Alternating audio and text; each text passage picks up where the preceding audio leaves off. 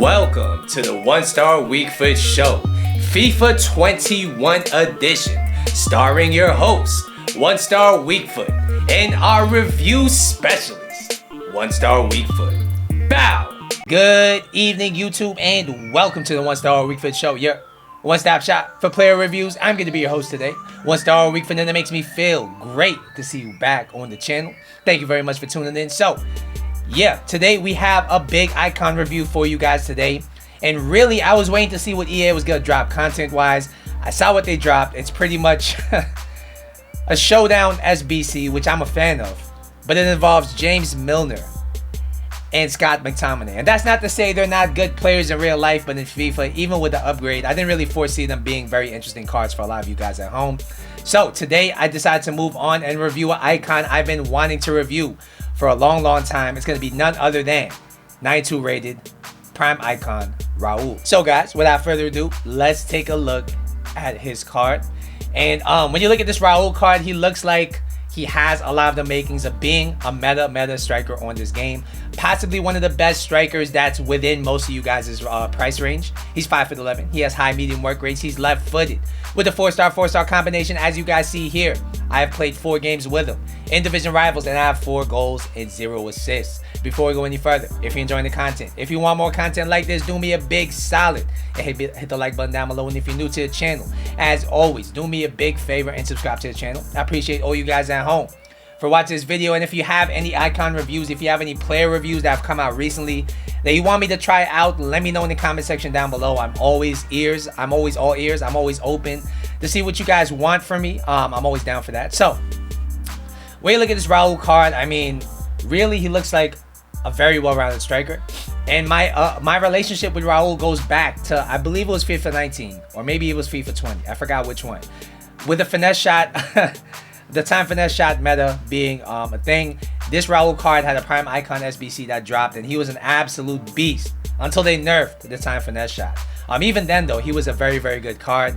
And we look at the stats, it's no surprise why. He has the pace and the dribbling to be a very effective player on this game. Shooting wise, I mean, it's nuts. 96 finishing, 96 attack positioning are absolutely broken stats. He also has the finesse shot trait, which is big for hitting shots outside the box.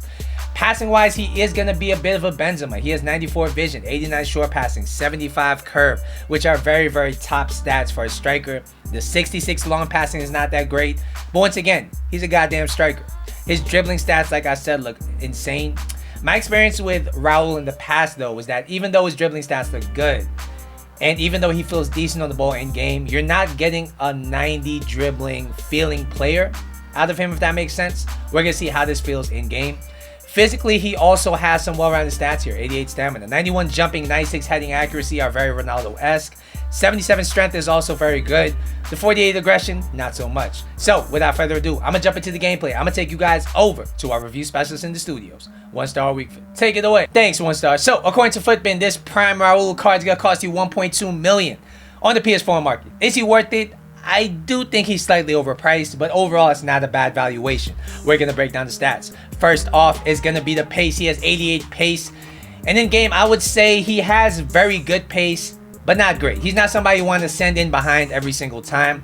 I do think he's going to be somebody that does better in a balanced attacking role, even as a false 9 attacking role, because his pace, while it's very good, is not consistent enough to really get in behind and staying behind. That being said, he does have some decent acceleration, and he will get in behind from time to time. Overall, this guy's pace is an 8.5 out of 10. Next thing we're going to talk about is his shooting, and it is by far his bread and butter. It is by far his best attribute, and it really comes down to his 96 attack positioning, his 96 finishing. He's always well positioned. He's always making dangerous runs. He's hungry to score goals, and you can sense that in his positioning. His finishing is second to none. I mean, this guy finished every single thing on his left foot, on his right foot. His left-footed finesse is a guaranteed goal, even if it's outside the box. And overall, I have to give his shooting a 9.75 out of 10. He has one of the best shots I have used on this game.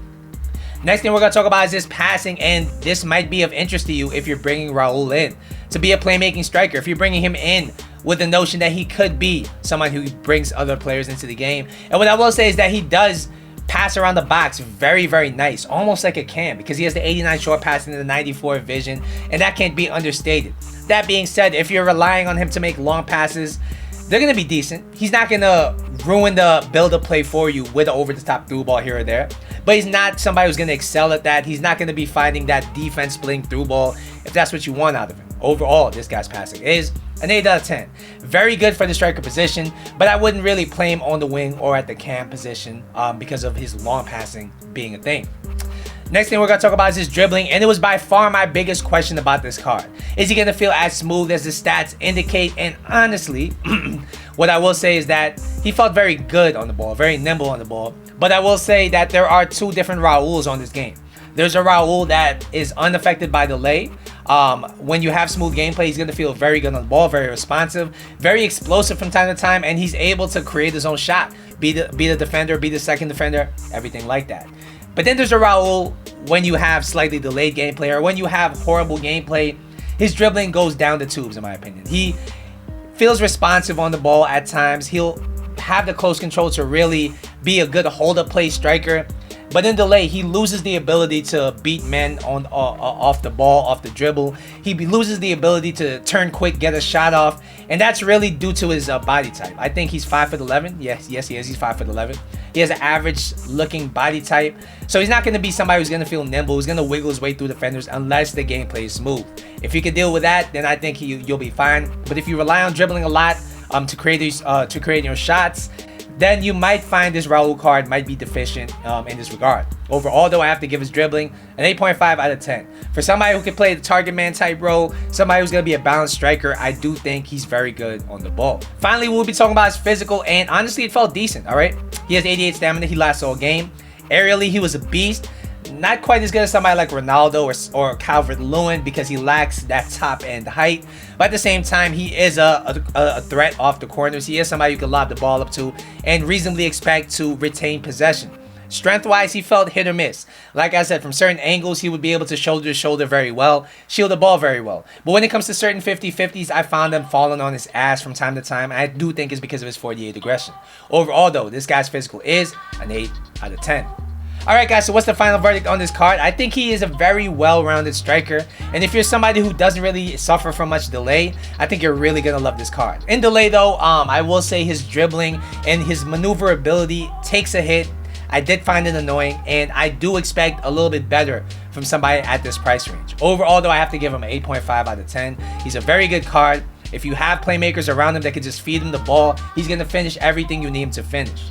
Alright guys, so that's going to be my Raul review. Hopefully you guys enjoyed it once again. Don't forget to like and subscribe. I will see you in the next episode, but until then,